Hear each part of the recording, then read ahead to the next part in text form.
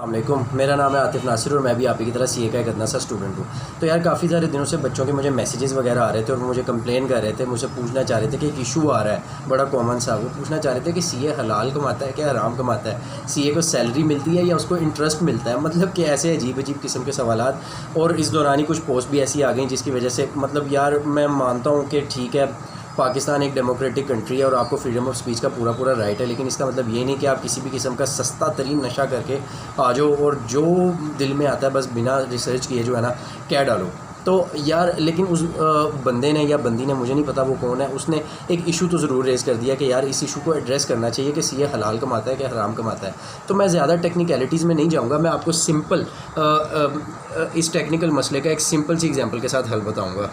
सबसे पहले तो मैं आपको इस फ्रेज़ से जो मुझे मसला है ना कि यार सीए जो है हराम कमाता है या सीए में इंटरेस्ट इनकम है, मैं आपको ये बात क्लियर कर दूं कि यार सीए के अंदर इंटरेस्ट का रोल कितना है। ठीक है, एक एग्जांपल लेते हैं। आप एक इंसान के हिस्से होते हैं, उसका सर होता है, उसकी आंखें होती हैं, उसके होंठ होते हैं, उसके बाजू होते हैं, उसका पेट होता है, हाँ बस ठीक है, बाजू तक ही रहते हैं। तो यार उसके जिस्म के कुछ हिस्से होते हैं। अब फ़र्ज़ करें कि उस इंसान की जो बाजू है ना वो बुरे तरीके से जल गई है, ख़त्म होने वाला हिसाब हो गया, बहुत बुरे तरीके से जल गई। अब आप क्या करोगे, आप गन पकड़ोगे और उस बंदे के सर के बीचों बीच गोली मारकर उसको ख़त्म कर दोगे कि यार बंदे की बाजू जल गई, अब ये बंदा किसी काम का नहीं है, अब इस बंदे को जो है ना फारग कर दिया जाए। ऐसे करोगे? नहीं, आप इस तरह नहीं करोगे। आप क्या करोगे कि आप उस बाजू पर दवाई लगाओगे, उस बाजू को उसकी पहली वाली कंडीशन के अंदर लाने की पूरी कोशिश करोगे। अब हर मुमकिन कोशिश करोगे कि यार उस बंदे की जान बचाई जा सके और उस बाजू को ठीक तरीके से अपनी असली हालत में पहुंचाया जा सके। सीए के अंदर इंटरेस्ट भी उसी की ख़राब बाजू की तरह उसका एक हिस्सा है, छोटा सा हिस्सा है। पूरा सीए इंटरेस्ट बेस्ड नहीं है, इंटरेस्ट बेस्ड सीए नहीं है। यहाँ पर आप चार्टर्ड अकाउंटेंट बन रहे हो, चार्टर्ड इंटरेस्ट नाम की कोई टर्मिनोलॉजी नहीं होती। तो यार अगर मैं आप लोगों के लेवल पर आकर समझाऊँ तो सीए के अंदर इंटरेस्ट का उतना ही किरदार है जितना मानो और दानियाल की स्टोरी के अंदर जूली का किरदार था। आई थिंक कि मैं आपको आपके तरीके से बात बेहतर तरीके से समझा पाया होगा।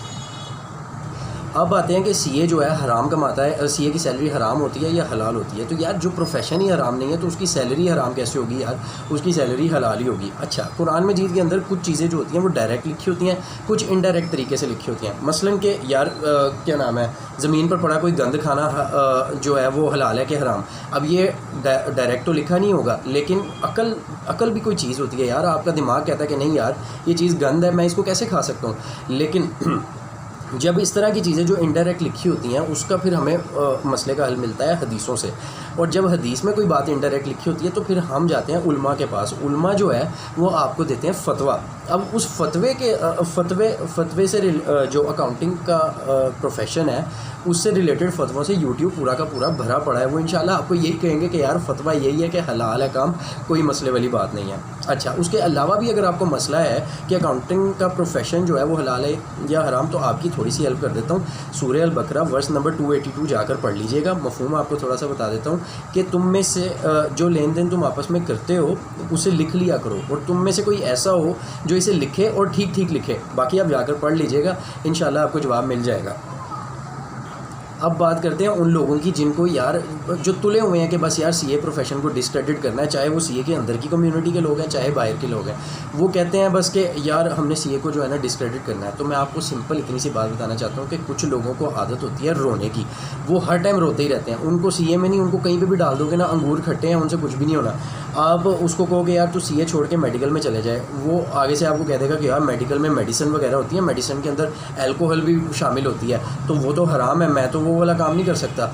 अगर आप उसको कहोगे कि यार चल ठीक है तू इंजीनियर बन जा, वो कहेगा कि यार मदारी मूवी नहीं देखी, इंजीनियर्स तो होते ही करप्ट हैं, मैं वो काम नहीं कर सकता, मैं रिश्वत लेना देना नहीं कर सकता। आप कहोगे यार गवर्नमेंट एम्प्लॉय बन जा, गवर्नमेंट एम्प्लॉय तो यार प्रोविडेंट फंड में पैसा देते हैं, बाद में उनको इंटरेस्ट के साथ पैसा वापस मिलता है, तो वो तो हराम है, मैं तो वो नहीं कर सकता।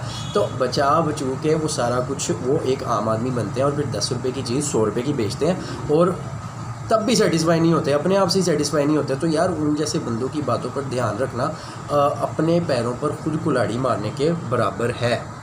कुछ साल पहले आमिर खान की एक मूवी आई थी रंग दे बसंती, उसके मूवी के एंड पर एक बड़ा अच्छा डायलॉग था। वो कहता है कि यार ज़िंदगी जीने के ना 2 ही तरीके होते हैं, एक जो हो रहा है उसको चुप करके बर्दाश्त करते जाओ, और दूसरा जिम्मेदारी उठाओ उसको बदलने की।